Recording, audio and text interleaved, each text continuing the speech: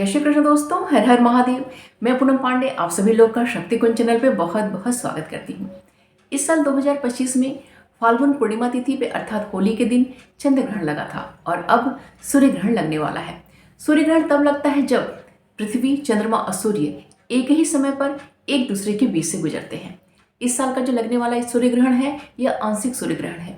आंशिक सूर्य ग्रहण तब होता है जब चंद्रमा पृथ्वी और सूर्य के बीच से गुजरता है, लेकिन चंद्रमा सूर्य को पूरी तरीके से ढक नहीं पाता है। सूर्य का कुछ हिस्सा ही ढका हुआ दिखाई देता है। यह जो आंशिक सूर्य ग्रहण लग रहा है यह 29 मार्च दिन शनिवार को लग रहा है और सूर्य ग्रहण के अगले दिन अर्थात 30 मार्च दिन रविवार से हमारा चैत्र नवरात्र प्रारंभ हो रहा है। पिछले साल भी 2024 में चैत्र अमावस्या पे सूर्य ग्रहण लगा था। पिछले साल के सूर्य ग्रहण में और इस साल के सूर्य ग्रहण में बस फर्क इतना है कि पिछले साल का जो सूर्य ग्रहण था वह पूर्ण सूर्य ग्रहण था और इस साल का जो सूर्य ग्रहण है वह आंशिक सूर्य ग्रहण है। 29 मार्च दिन शनिवार को लगने वाला जो आंशिक सूर्य ग्रहण है यह भारत में दिखाई नहीं देगा, इसलिए इस ग्रहण से संबंधित जो सूतक के नियम होते हैं उन नियमों का पालन नहीं किया जाएगा। 29 तारीख को हमारी अमावस्या तिथि भी है, तो अमावस्या तिथि पे जो भी स्नान, दान, तर्पण, पूजा पाठ आदि जितने भी कार्य किए जाते हैं सभी कुछ जो है बिल्कुल सामान्य रूप से किया जाएगा। और अमावस्या के अगले दिन हमारा चैत्र नवरात्र भी प्रारंभ हो रहा है, तो नवरात्र से संबंधित जितनी भी खरीदारी है, पूजा पाठ की सभी कुछ जो है अमावस्या तिथि पे बिल्कुल भी बिना संकोच के सब कुछ किया जाएगा। क्योंकि यहाँ पे ग्रहण दिखाई नहीं दे रहा है, सूतक के नियमों का पालन नहीं हो रहा है, इसलिए हमारी दैनिक दिनचर्या में कोई भी परिवर्तन नहीं होगा। हमारे खाने पीने में, पूजा पाठ में, मंदिर जाने में, मूर्ति स्पर्श में कोई भी नियम परिवर्तन करने की आवश्यकता नहीं है। क्योंकि भले ही देखिए यह जो ग्रहण है भारत में दिखाई नहीं दे रहा है, लेकिन इस सूर्य ग्रहण का जो असर है हमारी सभी 12 राशियों पर पड़ेगा, क्योंकि हमारी पूरी पृथ्वी का जो सूर्य है एक ही है। यह जो सूर्य ग्रहण है यह जर्मनी में, पुर्तगाल में, फ्रांस में, आयरलैंड में, यूनाइटेड किंगडम में और आपका डेनमार्क है, रूस है, इन सभी जगहों पे जो है सूर्य ग्रहण दिखाई देगा, लेकिन भारत में सूर्य ग्रहण दिखाई नहीं देगा।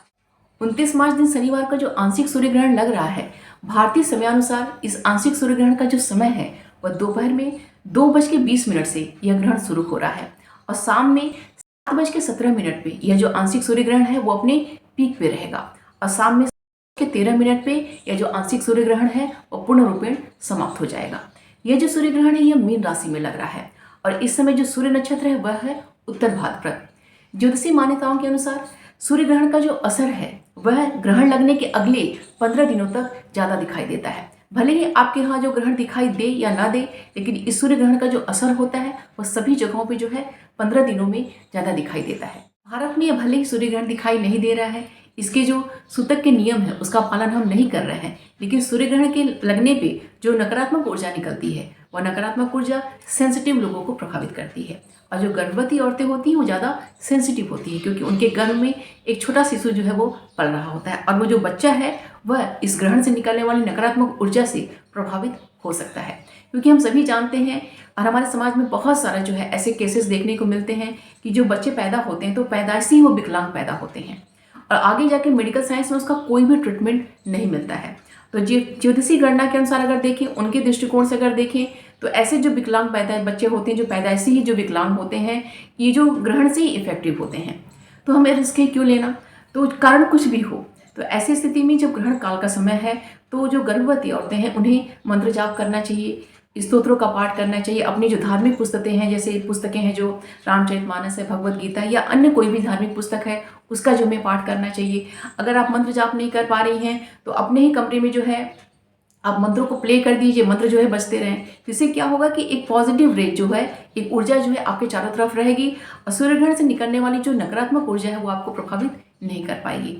तो गर्भवती औरतें जो है थोड़ा सा अपने लिए केयरफुल रहें और सामान्य लोग जो हैं अगर अपने मंत्रों को ज़्यादा पावरफुल करना चाह रहे हैं तो सूर्य ग्रहण के समय पे वो अपने मंत्रों का, जिस मंत्रों का जाप पहले से वो करते आ रहे हैं उस मंत्रों का जाप उस समय कर सकते हैं। किसी नए मंत्र का प्रारंभ आपको नहीं करना है, जिसका पहले से आप कर रहे हो जाप उसी मंत्र को इस समय आप करेंगे तो ज़्यादा वो पावरफुल होता है, क्योंकि इस समय ग्रहण काल में जो मंत्र जो है ज़्यादा सिद्ध होता है। इसके अलावा जो है आप सूर्य से संबंधित सूर्य चालीसा पढ़ सकते हैं, सूर्य जी का सहस्रनाम का पाठ कर सकते हैं, सूर्य जी के 108 नाम का पाठ कर सकते हैं, आदित्य हृदय स्तोत्र का पाठ कर सकते हैं। तो इससे भी आपको सूर्यदेव की विशेष कृपा दृष्टि प्राप्त होगी।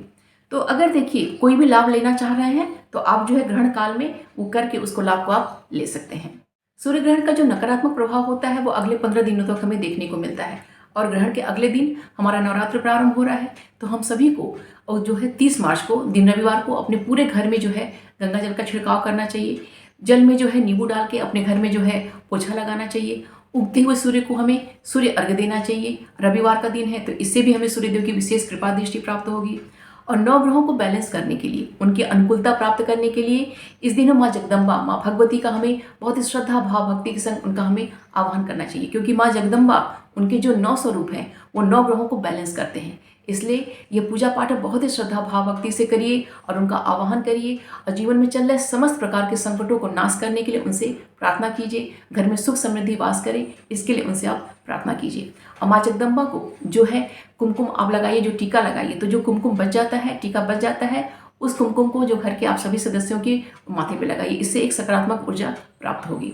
तो ग्रहण के अगले दिन बहुत ही जो है अच्छे से जो है अपने पूजा पाठ कीजिए, माता से प्रार्थना कीजिए, क्योंकि इस ग्रहण का कोई भी नकारात्मक प्रभाव आपके परिवार पे, आपके देश पे, ऊपर उसका समाज पे उसका असर ना पड़े। तो उम्मीद करती हूँ कि यह वीडियो आप सभी के लिए बहुत ही हेल्पफुल होगा।